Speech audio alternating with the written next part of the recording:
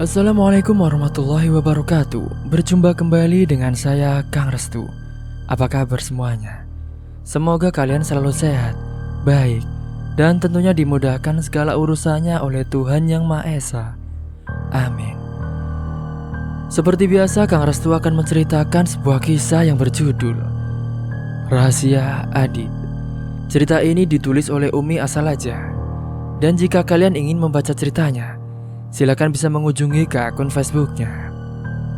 Dan sebelum masuk ke ceritanya, bagi kalian yang belum subscribe, klik tombol subscribe-nya, klik lonceng notifikasinya serta like video ini agar kalian tidak ketinggalan cerita terbaru dari channel ini. Oke, langsung saja tanpa berlama-lama lagi. Ini dia ceritanya.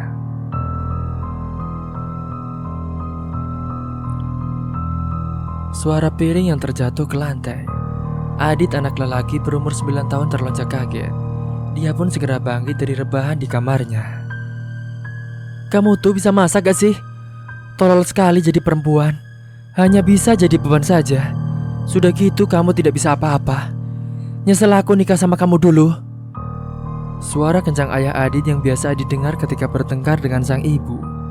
Wanita itu seperti biasa hanya bisa menangis dengan pilu. Nangis saja kerjaannya.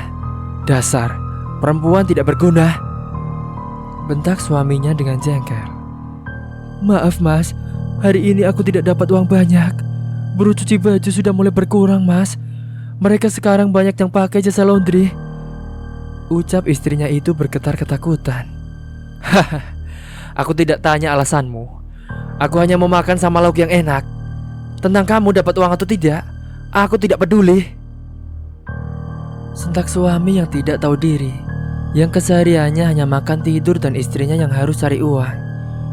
Dulu suaminya emang kerja di pabrik, tapi karena corona, jadi pabrik tutup, ia pun kini hanya nganggur. Dan bukannya dia nyari kerja, tiap hari malah ia gunakan untuk tidur dan malamnya ngeluyur. Dan istrinya yang dipaksa untuk bekerja, dengan alasan perempuan lebih gampang mencari pekerjaan.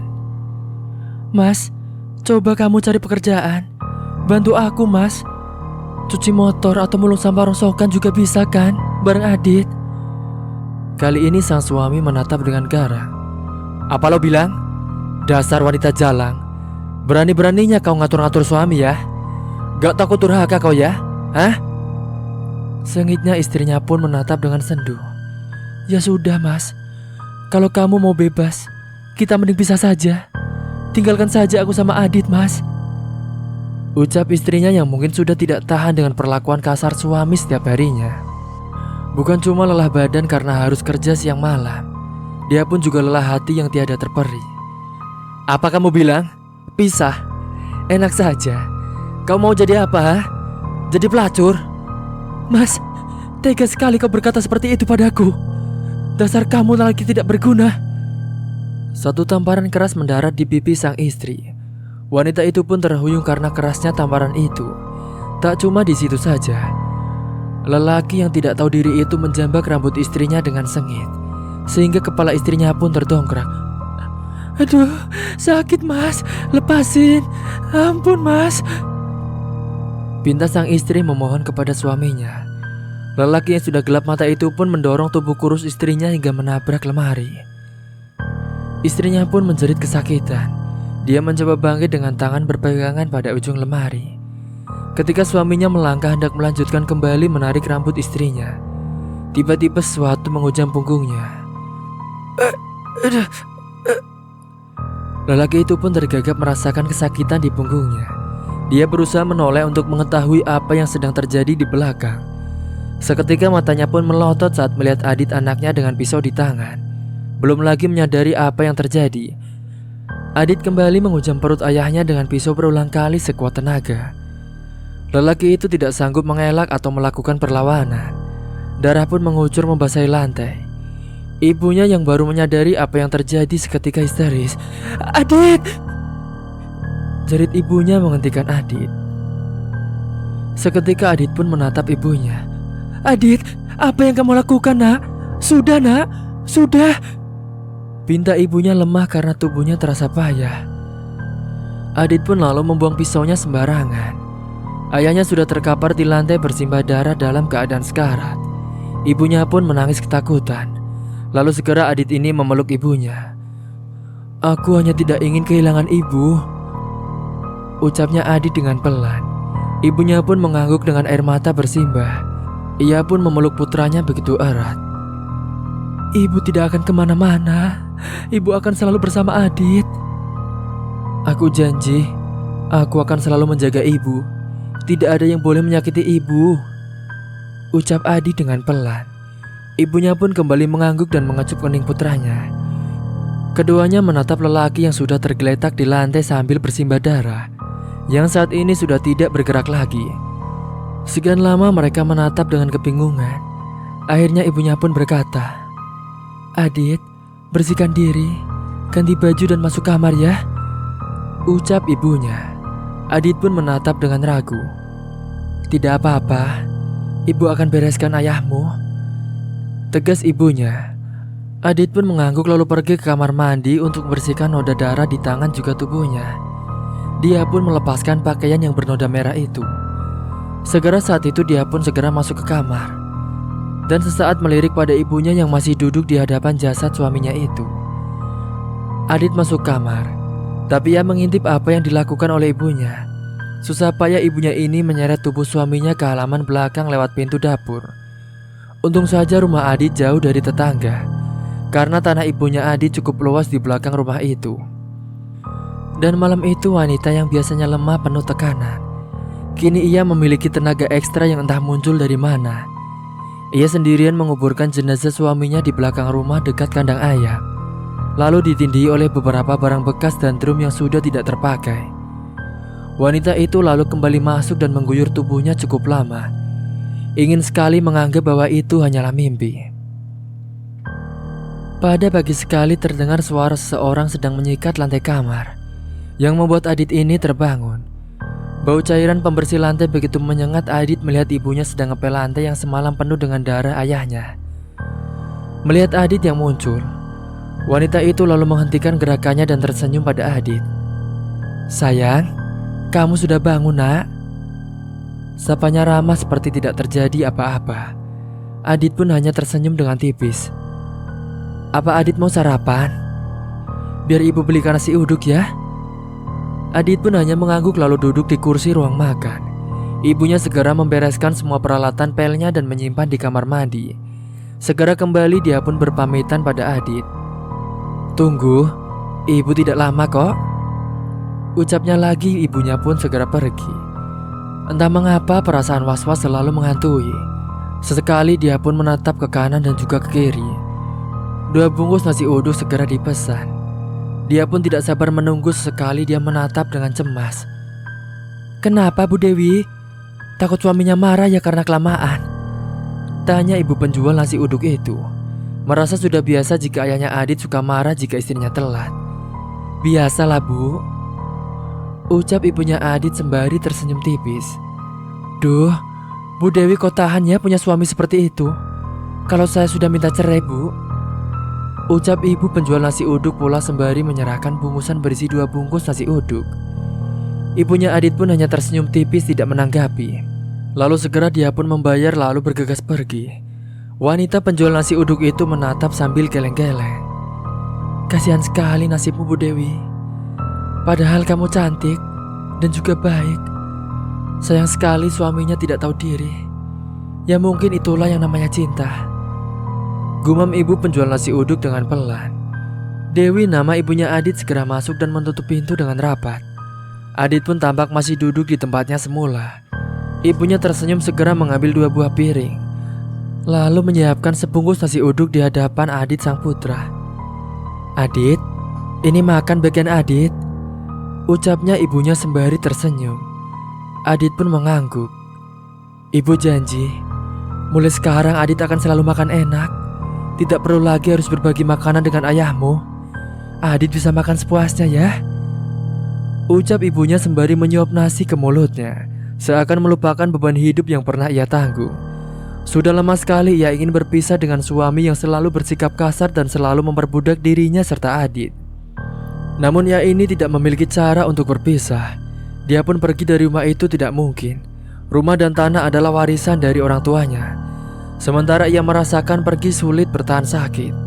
Ia tidak pernah menduga akan seperti ini cerita hidupnya. Namun sampai kapanpun, ia tidak akan pernah bercerita tentang suaminya pada siapapun. Ia pun berpesan, jika ada yang menanyakan tentang ayahnya, Adit cukup jawab tidak tahu. Semua orang akan paham jika Adit selama ini tidak pernah terlihat dekat dengan sang ayah. Malah semua orang tahu jika ayah Adit begitu galak sama anaknya. Jadi jika jawaban Adit demikian, semua orang pun akan memakluminya. "Kemana Bang Rauf suamimu? Lama sekali tidak kelihatan," tanya seorang ibu tetangga yang paling dekat dengan rumah Dewi, ibunya Adit. Sesaat Dewi pun terdiam. Dia pun meredakan tebaran jantungnya. "Oh Bang Rauf, itu diajak temannya kerja keluar kota," jawab ibunya Adit. "Oh pantes, sudah lama tidak dengar kalian ribut juga. Lama juga tidak lihat Bang Rauf lewat sambil mabuk," ucap wanita tetangga itu. Ibunya Adit pun hanya tersenyum. Coba dari dulu seperti itu nyari kerja, kan anak sama istrinya tidak sengsara. Ya meskipun tidak kirim uang, setidaknya tidak jadi beban istri. Iya tidak. Ibunya Adit pun kembali hanya tersenyum. Ibunya Adit berusaha melupakan semua kejadian yang bisa saja menyeret dirinya ke dalam penjara. Namun ibunya Adit tidak ingin berpisah dengan sang putra hanya tinggal semata wayang. Adit pun tidak memperlihatkan kelakuan yang aneh. Sikapnya ini selalu wajar. Hingga masa pun berlalu. Kini Adit sudah masuk SMP. Ternyata di sekolah ia sering dibully oleh temannya. Namun sejauh ini Adit ini tidak ingin membalas. Ia selalu tetap mengalah. Sampai suatu ketika saat pulang sekolah, 4 orang temannya ini mencegat Adit yang pulang sekolah menggunakan sepeda. 4 orang temannya itu sengaja menunggu Adit di tempat sepi yang jarang dilalui kendaraan lain. 2 orang pun menghentikan sepeda Adit. Adit diam saja tampak datar. "Hei Buluk, kita ini empet tahu, lihat lo di sekolah. Lo itu jangan cari perhatian dia dengan sikap culun lo, yang nyebelin itu," ujar salah satu sambil bercekakak pinggang di depan Adit. "Kasih pelajaran aja bos." "Bentar, gue mau lihat dia ketakutan dulu," ucapnya remaja yang dipanggil bos itu menatap wajah Adit dengan lurus. "Kenapa lo? Gak suka setiap hari gue ganggu?" Adit pun hanya diam saja dan menunduk. Dungu, kalau orang nanya tuh jawab. Ngerti gak lo?" ucapnya sambil mencetek bahu Adit. Tiba-tiba sebuah sepeda motor tampak datang, dan keempat remaja itu saling pandang dan segera kabur. Rupanya seorang guru yang juga ternyata lewat tempat tersebut berhenti dekat Adit yang masih terdiam. "Lu Adit, ngapain di sini?" sapanya Adit pun lalu menoleh. "Istirahat pak, capek." Adit pun berjawab dengan berbohong. "Oh, kirain kenapa? Ya sudah, bapak duluan kalau begitu." Adit pun hanya mengangguk. Guru baik tersebut segera berlalu. Adit kembali mengayuh sepedanya. Di sekolah Adit memang sangat pendiam. Sebenarnya wajah Adit ini cukup tampan, hingga beberapa gadis remaja suka berada di dekatnya. Salah satunya adalah Nindi. Nindi ini adalah gadis cantik yang menjadi bintang kelas. Itulah yang membuat teman lelakinya merasa jengkel kepada Adit, hingga timbul rasa tersaingi. Meskipun Adit tidak pernah merasa jika dirinya berbeda. Nindi pun sering menemani Adit saat Adit sedang duduk sendirian. Teman Nindi ikutan nimbrung, jadilah mereka sering mengumpul. Jika sesuatu itu menjadi kesukaan Nindi, maka tidak ada yang berani mengganggunya. Namun tidak bagi teman lelakinya. Mereka merasa tersaingi oleh Adit yang pendiam. Pada suatu hari, Adit ini melihat seorang lelaki di rumahnya. Lelaki itu bernama Bagas. Ibunya memperkenalkan jika Bagas adalah calon ayah Adit. Meskipun tidak terlihat ramah, namun Adit tidak ingin ikut campur urusan ibunya. Adit tidak keberatan saat ibunya mengatakan akan menikah dengan Bagas, lelaki yang juga dikenal dengan baik, juga yang mencarikan ibunya kerjaan di sebuah rumah makan. Karena itulah mereka menjadi dekat dan akhirnya mau menikah. Adit membiasakan diri ketika harus makan bersama dengan Bagas, juga keberadaan Bagas di rumahnya. Sampai Adit lulus SMP, sikap Bagas sejauh ini cukup baik. Namun setelah menikah 2 tahun ini, perangai Bagas telah berubah. Bagas yang ketahuan selingkuh tidak terima dituduh. Malam itu pun terjadi pertengkaran. Bagas yang ternyata mata keranjang sering ganti-ganti perempuan baru diketahui oleh Dewi, ibunya Adit. Meskipun hanya menikah siri, namun ibunya menuntut kesetiaan dari Bagas sang suami. Namun pernikahan pun hanya bertahan 2 tahun saja. Penyakit Bagas pun telah kambuh. Bermain perempuan hingga jarang memberi uang kepada Dewi. Ketika Dewi bertanya perihal wanita yang bersamanya, Bagas malah marah tanpa memberikan alasan ataupun jawaban.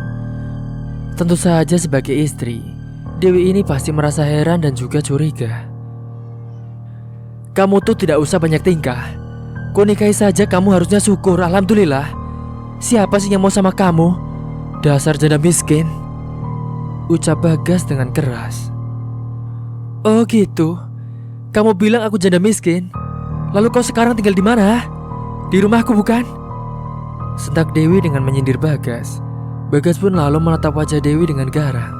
"Oh, jadi kamu perhitungan masalah tempat tinggal. Kau pikir aku betah tinggal di sini? Rumah kumuh, bau apek, dasar rumah sarang setan." "Tutup mulutmu Bagas. Pergi atau kamu tidak akan bisa pergi selamanya," tunjuk Dewi dengan sengit.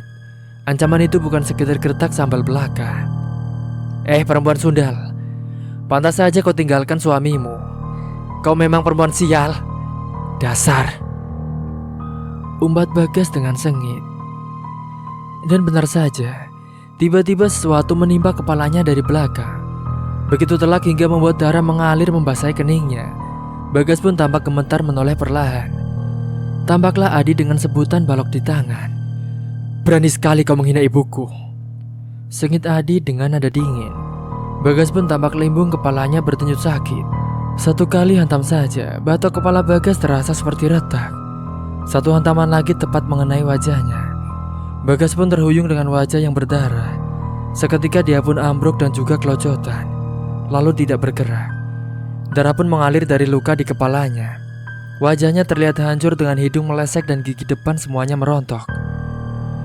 Dewi tercengang kejadian itu terjadi begitu cepat, yang kembali terjadi di depan matanya. Adit pun menatap dengan dingin. "Sudah kubilang, tidak seorang pun yang boleh menyakiti ibuku." Dewi pun hanya mengangguk.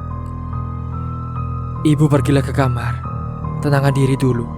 Biar aku yang kuburkan mayat lelaki tidak tahu diri ini, Bu," ucapnya Adi dengan datar. Kali ini Dewi merasa takut jika tidak menuruti. Segera ia masuk ke kamar dan lalu menutup pintunya. Namun dari celah pintu itu ia mengintip apa yang sudah dilakukan oleh Adit putranya.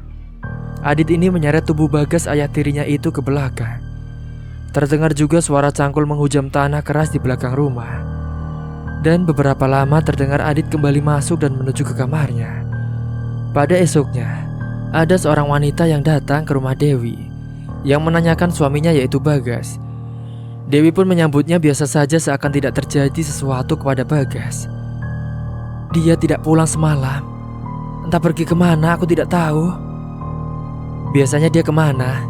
Soalnya dia ini sudah janji mau menemuiku tadi malam, tapi ternyata tidak datang," ucap wanita itu tidak tahu malu. Dewi pun mengangkat bahu dengan santai. "Dia sudah biasa tidak pulang ke rumah, dan aku juga tidak peduli," ucap Dewi dengan pelan. Wanita itu pun menarik nafas dengan dalam. "Ya sudah, kalau begitu aku pulang dulu. Tapi jika nanti dia pulang, tolong kasih tahu dia jika aku mencarinya," ucap wanita itu kemudian. Segera pun wanita itu bangkit dan berpamitan. Dewi hanya tersenyum dalam hati yang mengatakan, "Sampai kapanpun lelaki itu tidak akan pernah menemuimu." Jelas sekali jika di luar sana kelakuan Bagas memang beringas terhadap wanita. Tidak bisa melihat wajah bening dan glowing, dia pun langsung saja nekat. Contohnya saja wanita tadi, salah satu korban janji palsu mau dinikahi. Wajah Bagas ini memang lumayan tampan dengan tubuh tinggi besar. Ia bisa saja mengaku sebagai bos atau seorang juragan. Ditambah penampilan Bagas yang selalu necis. Namun kini pria doyan wanita itu telah berbaring di sebelah suami pertamanya dan dalam proses pembusukan. 3 bulan kemudian, tiba-tiba seorang lelaki datang ke rumah Dewi. Ketika melihat Dewi sendiri, lelaki itu menatap Dewi dengan perasaan yang aneh. Dewi adalah seorang perempuan dewasa yang sangat tahu arti dari pandangan lelaki yang mengaku teman Bagas itu. Aku datang ke sini untuk mencari Bagas. Bukankah dia suamimu? Ujarnya lelaki itu dengan berbasa-basi. Itu dulu, sekarang sudah tidak lagi. Hah? Lalu si Bagas kemana? Dan bagaimana dengan hutangnya padaku 5 juta? Kejut pria itu. Ya aku tidak tahu. Mungkin setelah ia pinjam uang padamu, kemudian dia kabur dengan wanita lain. Dasar berdebah, kurang ajar, umbatnya dengan geram. Dewi tetap diam saja. Tapi kan kau istrinya, kau pasti tahu dia pergi kemana. Dewi menatap dengan lurus wajah lelaki itu. Dia pergi setelah mengatakan akan menikah dengan wanita lain. Dan aku ditinggalkan begitu saja. Mana aku tahu dia pergi kemana? Ucapnya Dewi dengan kesal. Tidak, kau pasti sembunyikan Bagas. Di mana dia? Bentak lelaki itu dengan sengit. Sudah ku bilang aku tidak tahu. Lelaki itu pun bangkit dan meraih tangan Dewi. Sontan saja Dewi terkejut dan mencoba untuk melepaskan tangannya. Namun lelaki itu menyeret tubuh Dewi ke dalam kamar. Dan dia membekap mulut Dewi lalu melampiaskan nafsunya. Dewi tidak mampu melawan karena tenaga lelaki itu dihinggapi amarah. Untuk menebus hutang suaminya, Dewi pun mendapatkan perlakuan tidak manusiawi. Lalu Dewi pun menangis dengan terseduh-seduh. Pria itu bangkit lalu merapikan celananya. Sudahlah, suamimu kan lama tidak pulang. Juga hitung-hitung untuk membayar hutang suamimu, ucap lelaki itu dengan enteng. Dan setelah melakukan hal itu, tiba-tiba sebuah balok menghantam kepalanya dari belakang. Lelaki itu pun tersungkur di lantai bersimbah darah yang mengalir deras dari kepalanya. Tubuhnya kelojotan sambil tengkurap. Adit! Pekik ibunya. Adit pun menatap pria itu dengan nafas memburu. Lalu Dewi meraih pakaian segera ia kenakan dengan cepat. Ia ingin mencegah sang anak untuk tidak bertindak lebih sadis di depan matanya. Terlambat. Adit sudah mengayunkan balok di tangannya berulang kali ke tubuh pria tersebut, sehingga kepala pria itu tampak hancur yang membuat Dewi tidak sanggup melihat. Sudah nak, sudah, cukup, seru Dewi. Adit pun menghentikan aksinya dan melemparkan balok berlumuran darah tersebut ke atas tubuh pria tersebut, yang kini sudah tidak lagi bergerak. Adit pun melangkah pada ibunya. Maafkan Adit, Bu. Adit terlambat menolong ibu, ucapnya Adit menyesal, karena ia tahu sesuatu telah terjadi pada ibunya. Adit, sendat ibunya dengan pilu. Ia pun lalu memeluk putranya itu dengan erat. Akhirnya mereka pun menunggu malam untuk menguburkan jasad lelaki itu. Sementara ini mereka membiarkan jasad lelaki itu berada di dalam kamar. Adi dan ibunya melakukan aktivitas seperti biasanya, yang seperti tidak terjadi apa-apa dengan mereka. Sementara motor pria yang terparkir di depan rumah itu segera Adit singkirkan ke belakang rumah untuk dikuburkan juga nanti malam.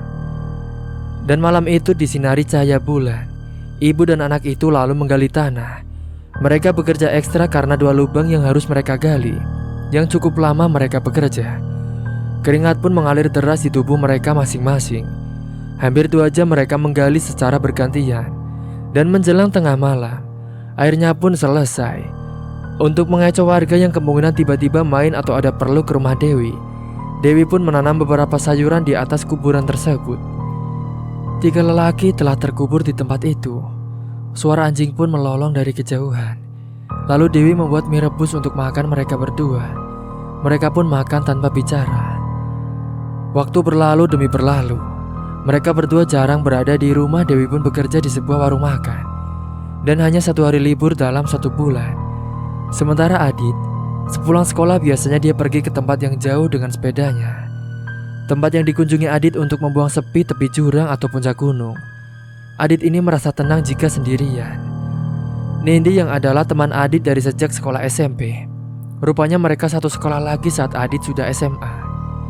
Nindi pun yang penasaran dengan Adit yang pendiam bahkan tidak pernah tersenyum. Juga tidak pernah ikutan jika sekolah ada acara apapun. Suatu hari Nindi ini menemui Adit di belakang sekolah tempat favorit Adit ketika istirahat. Dit, besok malam datang ya ke sekolah. Si Danu akan mengadakan ulang tahun di sekolah, ucap Nindi sembari melirik. Adit yang memiliki alis tebal dan hidung mancung dia pun menatap tempat lain dengan mata indahnya. Nindi ini tersenyum menikmati keindahan itu. Betapa ia tidak bosan menatap wajah Adit. Untuk itu ia pun memilih sekolah di mana Adit sekolah. Meskipun kali ini sekolah SMA-nya lebih jauh dari rumahnya. Demi bisa bertemu dengan seorang Adit, Nindi ini rela meskipun jarak sekolah itu cukup jauh. Bahkan melewati beberapa sekolah yang lainnya demi seorang Adit yang membuat ia begitu penasaran. Maaf, aku tidak bisa datang. Aku ini tidak suka pesta, Nin. Ucap Adit tanpa menatap wajah Nindi. Ya, sekali-sekali dong, Dit. Temani aku. Nindi pun mencoba membujuk Adit. Adit hanya terdiam, dia pun menarik nafas dalam. Nindi, kupinta jauhilah aku segera. Jangan sampai kamu mendapatkan masalah karena dekat denganku. Ucap Adit dengan dingin sedingin salju. Nindi pun lalu menatap Adit dengan lurus. Adit tetap tidak menatap pada dirinya. Kamu kenapa sih, Dit? Tidak suka sama aku? Apa aku tidak cantik ya? Tanya Nindi mulai emosi karena perasaan yang begitu dahsyat. Adit pun menatap wajah Nindi dan ternyata Nindi tidak mampu membalas tatapan wajah Adit. Bukan begitu. Tapi bilang saja kamu tidak suka. Jangan banyak alasan, Dit. Potong Nindi dengan cepat. Aku? Iya kan? Kamu tidak suka kan? Adit pun tergagap. Nindi cepat bangkit lalu dia pun beranjak pergi. Namun Nindi berharap Adit akan memanggilnya dan menghampiri Nindi lalu meminta maaf dan memeluknya dengan erat. Namun harapan Nindi ternyata tidak sesuai dengan kenyataannya. Adit pun membiarkan Nindi pergi begitu saja. Nindi pun merasa kesal dan hanya bisa berlari ke kamar mandi lalu menangis karena kesal. Kenapa sih kamu, Dit? Apa sih maumu? Kamu tidak tahu apa kalau aku sayang sama kamu, Dit? Teriaknya di dalam kamar mandi sekolah. Sementara Adit yang hendak bangkit, tiba-tiba 4 orang temannya telah berdiri di hadapannya. Adit pun melengos segera merasa malas menghadapi mereka lagi. Sebut saja nama mereka Iwan, Benny, Franz, dan juga Gibran. Adit pun tetap berdiri tanpa sedikit pun merasa takut.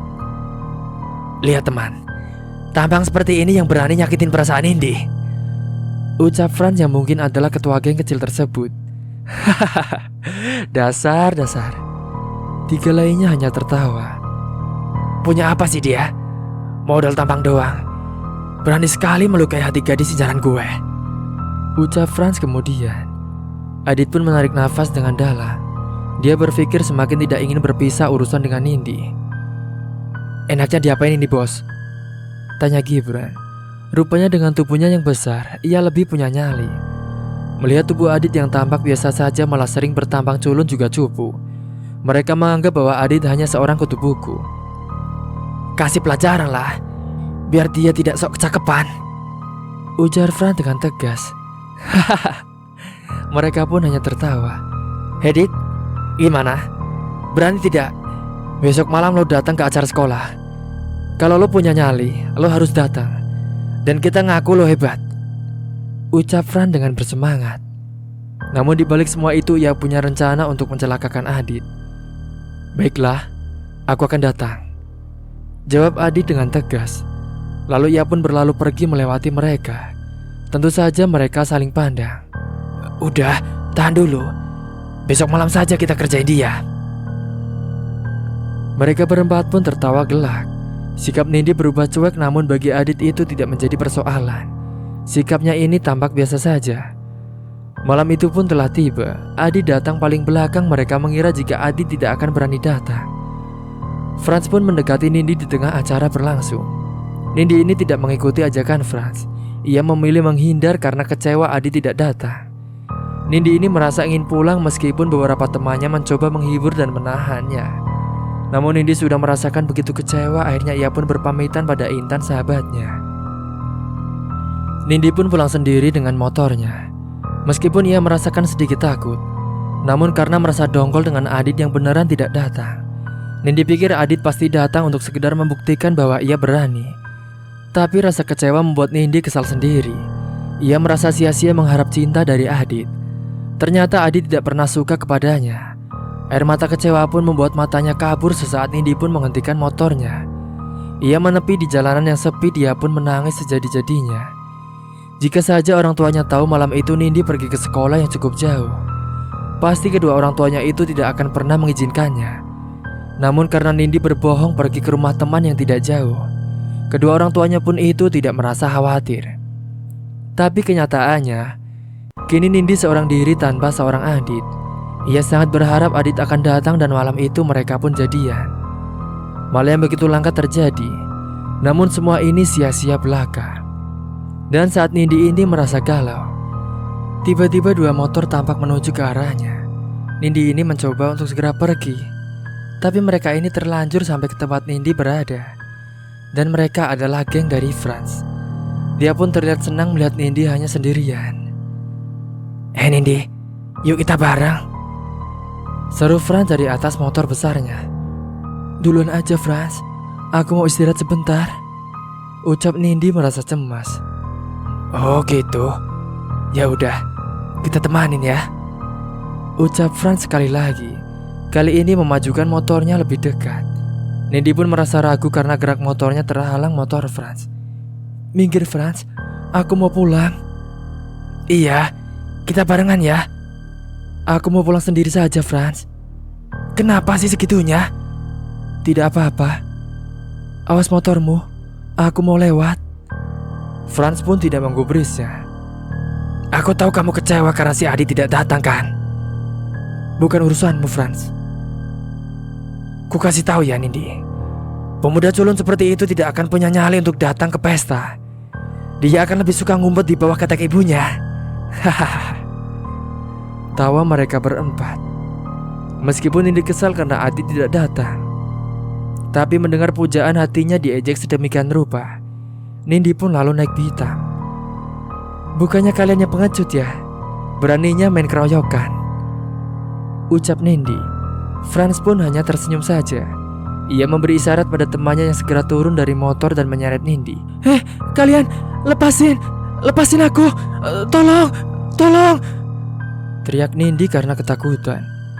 Namun mereka ini malah tertawa dan menyeret tubuh Nindi ke semak belukar. Namun tiba-tiba saja seseorang datang dan menerjang mereka membabi buta. Nindi pun tersungkur, kepalanya membentur batu dan dia pun tidak sadarkan diri. Entah apa yang telah terjadi, Nindi terbangun dari pingsannya dan berada di sebuah teras rumah kosong. Nindi pun bangkit dan merasakan kepala yang berdenyut sakit. Tiba-tiba Nindi ini melihat sosok yang berdiri membelakangi dirinya. Lalu Nindi memeriksa dirinya yang ternyata masih dalam keadaan utuh. Cuma kepalanya saja yang sakit saat diraba ada benjolan di kepalanya. Sosok itu hanya diam saja. Ia mengenakan jaket langsung penutup kepala. Saat menoleh juga menggunakan penutup wajah. "Siapa kau? Dan aku di mana?" Sosok itu mendekat dan Nindi pun ketakutan. Saat membuka penutup wajahnya, dan Nindi pun mengenali sosok itu adalah Adit. "Adit!" serunya antara kaget dan juga senang. "Kalau kamu sudah merasa lebih baik, kamu harus segera pulang," ucap Adit tidak peduli dengan perasaan bahagia dari Nindi. Nindi pun mencari cara agar mereka bisa bersama lebih lama. "Kepalaku masih terasa sakit, Dit. Masih terasa pusing. Tadi aku kebentur, dan ini juga sedikit benjol," ucap Nindi sengaja mencari perhatian Adit. "Tapi orang tuamu pasti akan cemas. Kalau gitu aku antar kamu pulang saja." Nindi pun tersentak dan segera mengangguk. Segera bangkit dan kepalanya pun masih terasa pusing. Dia pun hampir terjatuh tersungkur ke tanah jika Adit tidak segera menahan tubuhnya. "Kamu tidak apa-apa?" tanya Adit sedikit cemas. "Iya, aku cuma pusing, Dit," ucapnya pelan sembari pegangi kepalanya. Adit pun lalu merabai kepala Nindi dan merasakan benjolan di kepala Nindi. "Oh, sakit, Dit." "Maaf." "Ya sudah, kita jalannya pelan-pelan ya. Di depan sana ada motormu yang tidak jauh lagi." Nindi pun mengangguk, namun tidak ingin melepaskan pegangannya pada tangan Adit.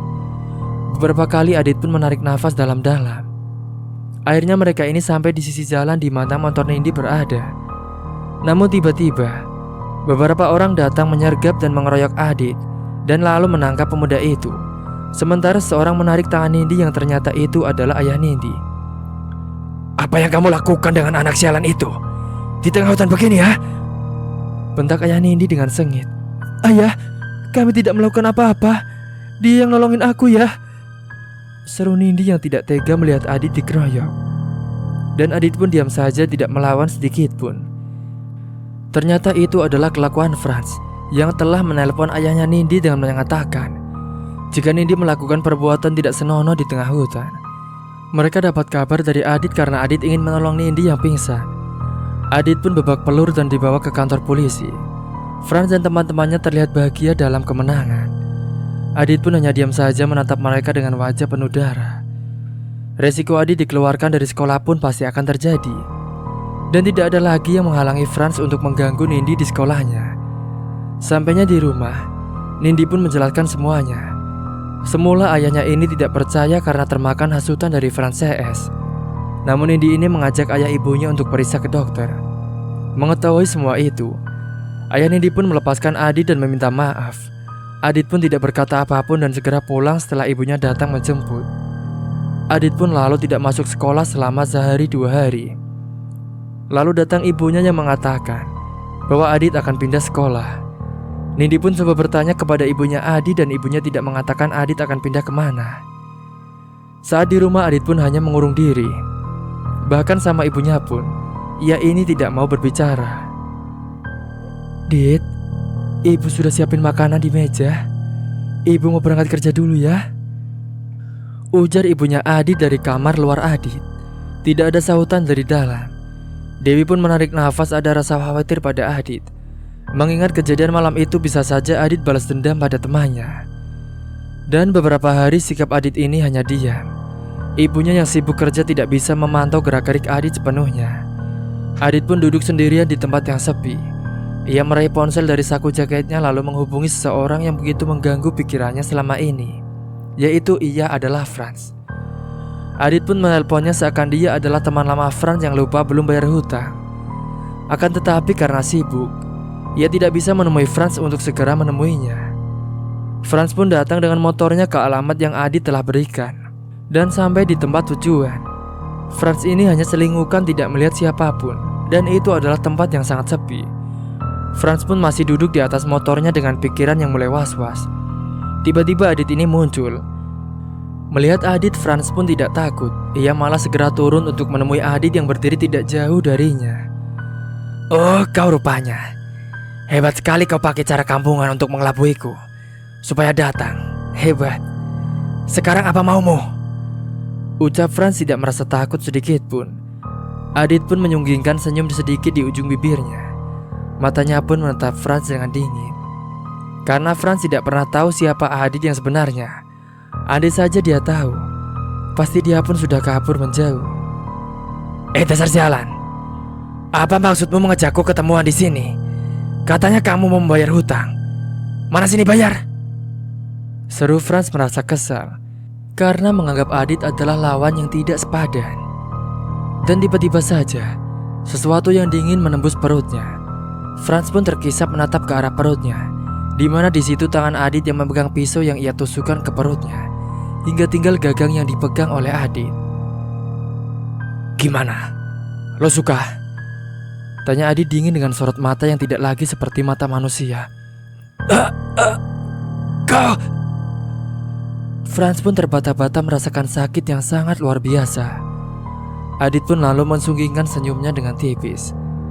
Tangan yang memegang pisau itu ia putar hingga Franz ketika menahan dengan kedua tangannya. Sakit yang tidak terhingga, mulut Franz pun terbuka lebar.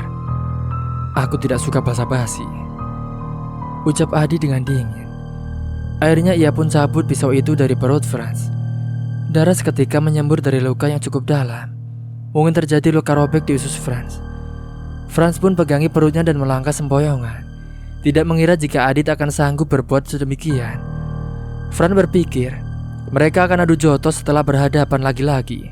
Adit pun mengatakan jika dirinya tidak suka basa-basi. Franz berjalan tertatih menuju motornya. Adit pun tersenyum tidak peduli. Darah tersebut mengucur, mata mulai berkunang-kunang. Franz pun segera naik ke atas motornya, tapi sudah kehabisan tenaga. Ia pun jatuh bersama motornya dan juga terdiam. Adit melangkah untuk memastikan jika Franz telah tidak bernafas lagi. Baru ia pergi meninggalkan Franz sendiri. Adit pun kembali mengurung dirinya di dalam kamar. Ibunya datang dan melihat tidak sedikit pun Adit menyentuh makanan. Ibunya semakin cemas dan mencoba mengetuk pintu kamar putranya itu. Adit, Adit, tolong buka pintunya nak, sebentar saja. Suara ibunya dari luar kamar. Perlahan pun pintu terbuka, tampak wajah Adit yang pucat. Kamu sakit nak? Kenapa tidak makan? Yuk makan, nanti ibu carikan obat di warung, ujar ibunya dengan khawatir. Adit pun hanya mengangguk saja. Dengan begitu, jika terjadi sesuatu yang memojokkan Adit, ibunya menjadi saksi jika Adit dalam keadaan sakit beberapa hari. Pemilik warung juga mengetahui betapa cemas ibunya Adit mencari obat untuk putranya itu. Kalau tidak sembuh, sebaiknya bawa ke puskesmas saja, Bu, kata tukang warung itu memberi saran. Dewi pun mengangguk dan mengucapkan terima kasih. Ternyata benar Adit ini tidak sembuh. Ibunya lalu segera mengantarkan Adit ke puskesmas. Seorang tetangga berbaik hati meminjamkan motor pada ibunya Adit. Dan setelah diperiksa, Adit ini terkena demam berdarah. Dia harus rutin cek darah ke puskesmas. Kalau tidak sembuh juga terpaksa harus dirujuk ke rumah sakit. Saat orang tua Fran dan polisi sibuk mencari keberadaan Fran yang hilang, Dewi ini sibuk mengurus Adit yang sakit. Pada suatu hari, tiba-tiba Nindi ini datang dengan temannya Intan. Nindi tahu alamat rumah Adit setelah mencari tahu di sekolah. Ibunya Adit pun menyambut mereka berdua dengan gembira, dan lalu menyilahkan mereka untuk masuk dan bertemu dengan Adit yang masih tergolek pucat. Kenapa tidak dirawat di rumah sakit saja, Bu, Aditnya? Tanya Nindi begitu khawatir melihat kondisi Adit yang lemah juga pucat. Dewi juga menarik nafas dengan dalam. Adit ini tidak mau dirawat di rumah sakit. Dia tidak suka bertemu dengan banyak orang. Tidak apa-apa, kan biar cepat sembuh kan? Ujar Nindi sembari menatap wajah Adit yang terpejam. Biarlah nak, yang penting dia mau minum obat, nanti juga sembuh sendiri, ujar Bu Dewi dengan pasrah. Kalau begitu, Ibu permisi dulu ya. Ibu mau ke dapur dulu ya nak. Tolong temanin Adit sebentar, ucap Dewi dan disambut anggukan oleh kedua gadis remaja itu. Nindi dan Intan pun saling pandang. Ketika melihat wajah tampan Adit, keduanya begitu khawatir. Karena Adit tengah istirahat setelah minum obat. Nindi dan Intan pun segera berpamitan pulang dari rumah Adit. Pada suatu hari, Nindi ini datang sendiri. Adit pun tampak sudah lebih baik dari sebelumnya. Nindi pun lalu menemani Adit sementara ibunya pergi kerja. Kamu sendirian, Dit? Iya, udah biasa. Oh iya, kamu tahu gak, Dit, kalau Fran hilang dan belum ketemu? Tidak tahu, karena aku lagi sakit, jawab Adit seperti kurang suka. Oh iya, sorry, tapi polisi lagi terus mencari. Kamu cemas? Apa dia pacar kamu? Siapa juga yang pacaran? Enak saja, ucapnya sembari melirik pada Adit sok kesal. Adit pun tersenyum. Nindi ternganga melihat Adit tersenyum karena itu adalah sesuatu yang sangat langka terjadi. Nah, gitu kan manis, cemberut mulu, goda Nindi kepada Adit. Adit pun tersipu. Keduanya lalu ngobrol ngalor ngidul. Ternyata tidak cuma Nindi saja. Intan pun diam-diam jatuh hati kepada Adit. Ia akan datang menemui Adit di belakang Nindi. Sikap Adit pun sama pada Intan seperti juga pada Nindi. Kedua gadis itu seakan telah dimabuk cinta oleh pesona seorang Adit. Bedanya, jika Nindi terus terang pada Intan, sebaliknya Intan ini main di belakang. Namun Adit tidak memberi hati pada keduanya. Pada suatu malam, ketika ibunya sudah tidur dengan pulas karena kecapean setelah kerja, Adit ini keluar melalui jendela kamarnya. Adit memantau kebiasaan teman-teman Fran gimana. Malam itu ia melihat Iwan pulang sendirian di tengah jalan. Adit pun lalu menghentikan sepeda motor Iwan. Karena Adit menggunakan penutup kepala, Iwan pun jadi tidak mengenali. Namun saat Adit memanggil namanya, Iwan pun spontan berhenti. Adit melangkah lalu mendekati Iwan. Siapa sih lo? Tanya Iwan. Adit pun semakin mendekat. Gue. Masa lo lupa? Jawab Adit seraya merangkul pundak Iwan. Iwan pun belum sadar. Hingga tiba-tiba sesuatu menggores urat lehernya Iwan. Iwan pun terkesiap langsung roboh dari atas motornya dan kelojotan. Adit pun segera pergi setelah ada beberapa orang yang lewat menolong Iwan yang sekarat. Lalu Iwan pun segera ditolong untuk dibawa ke rumah sakit. Namun saat di jalan, Iwan pun dinyatakan meninggal dunia. Lagi-lagi polisi pun segera beraksi. Dewi yang mendengar kabar itu, dia pun melihat Adit yang sudah tertidur pulas. Dewi pun langsung urung membangunkan Adit dan merasa yakin jika pelakunya bukan putranya. Adit pun hanya tersenyum di dalam kamarnya itu. Nindi yang datang membawa kabar bahwa Iman meninggal dunia karena dibunuh. Polisi pun sedang menyelidiki kasusnya. Nindi datang karena sekolah diliburkan. Adit yang sudah terlihat sehat namun masih lemah. Dia pun tidak begitu banyak bicara, hanya saja mendengar Nindi bicara. Nindi pun merasa gemas. Ia menatap wajah Adit dengan lurus. "Dit, sekolah lagi ya? Di sekolahan sepi tanpa lo," ucap Nindi. Adit pun terdiam. Nindi pun hanya menyentuh tangannya lalu Adit meliriknya. "Please ya, sekolah lagi. Sayang kalau tidak lulus," sambung Nindi. Gadis berambut ikal itu menatap Adit dengan serius. "Aku sudah tidak minat sekolah lagi." "Kenapa?" "Aku capek," ucapnya sembari tersenyum. Nindi pun merasa gemas tanpa ia dapat menahan mencubit perut Adit. Adit pun lalu tertawa gelak. Nindi semakin tergoda oleh sikap Adit yang manja. Merasa paling beruntung karena tahu jika selain jutek Adit juga manja. Canda tawa membuat keduanya lupa dengan semuanya. Didukung rumah Adit yang jauh dari tetangga, juga hanya mereka berdua yang berada di rumah tersebut. Nindi pun pasrah saat Adit menjamahnya penuh dengan nafsu. Meski semua terasa sakit, namun Nindi bahagia memeluk Adit di balik selimut. Nindi tersenyum melihat Adit tertidur pulas. Adit pun telah merenggut sesuatu yang berharga darinya. Ada perasaan takut yang tiba-tiba datang. Nindi pun lalu menjadi murung membuat Intan merasa khawatir. "Lo kenapa sih, Nin? Kok wajah lo pucat? Lo sakit ya?" tanya Intan dengan khawatir. Nindi pun menggeleng lemah. Tidak mungkin ia menceritakan apa yang telah terjadi pada dirinya. Untuk kali ini Nindi tidak berterus terang pada sahabatnya itu. "Ya sudah, kalau tidak ada apa-apa, kita makan bakso aja yuk. Pasti seger nih kayaknya," ajak Intan. "Gak tahu deh Intan, kamu saja. Aku lagi males nih." Intan pun terdiam namun segera tersenyum. "Ya udah, aku temenin kamu saja ya." Intan merasa punya kesempatan untuk pergi ke rumah Adit tanpa takut diketahui oleh Nindi. Jika dibilang cinta, mungkin cinta Intan sama besar dengan cinta Nindi kepada Adit. Dua gadis itu telah dibutakan oleh cinta mereka yang masih labil, sampai rela melakukan apa saja untuk mendapatkan cinta Adit yang mereka tidak pernah tahu siapa sebenarnya Adit. Pada esoknya, setelah pulang dari rumah Nindi, Intan pun langsung ke rumah Adit. Seperti biasa, pintu rumah Adit tertutup dengan rapat. Intan pun lalu memarkirkan motornya di bawah pohon. Lalu ia melangkah ragu menuju teras rumah Adit. Adit yang sedang sibuk dengan ponselnya untuk mencari informasi apakah polisi telah menemukan jasad Fran atau belum. Dia pun juga mengungkap misteri kematian Iwan yang tergorok lehernya. Adit lalu meletakkan ponselnya di laci lemari. Tidak ada yang tahu jika Adit ini memiliki ponsel. Karena itu Nindi juga Intan merasa kesulitan menghubungi Adit jika mereka merasa kangen tentunya. Namun dengan begitu, ada sensasi yang indah jika lama tidak bertemu. Pintu Adit pun diketuk. Lalu Adit membuka pintunya. Intan pun hanya tersenyum manis. "Hai Adit." Ada apa Intan?"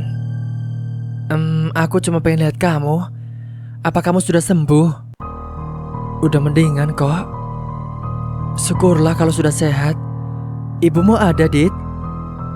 "Ibuku lagi kerja seperti biasa. Nanti malam baru pulang," ucap Adit yang juga duduk di sebelah Intan. Intan pun hanya terdiam sesaat. Hatinya merasa senang karena Adit cuma sendirian di rumah. "Dit, Nindi sakit. Udah 2 hari dia tidak masuk sekolah," ucap Intan ingin tahu reaksi Adit saat tahu Nindi sedang sakit. "Sakit apa emangnya?" tanya Adit sedikit dengan cemas. Dia mengingat pada kejadian beberapa hari yang lalu. "Cuma demam sih kayaknya," ucap Intan yang kurang suka karena Adit jadi memikirkan Nindi. Adit tidak memikirkan Nindi, namun dia memikirkan perbuatannya kepada Nindi.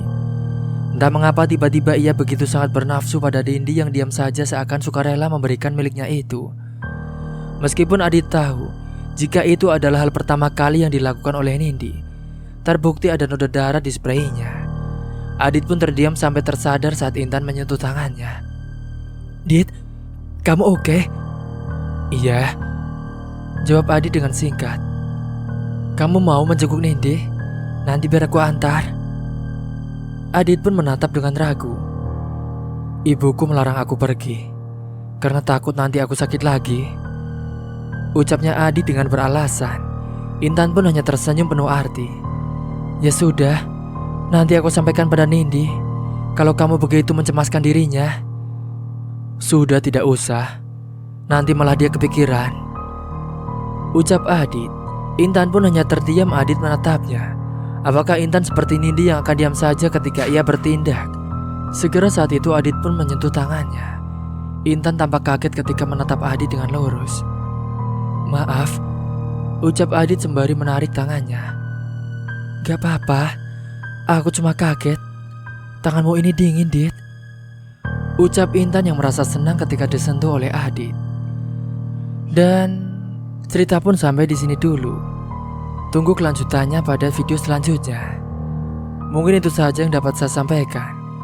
Kurang lebihnya mohon maaf apabila ada salah kata ataupun ucapan yang kurang berkenan bagi kalian semua. Akhir kata, wassalamualaikum warahmatullahi wabarakatuh.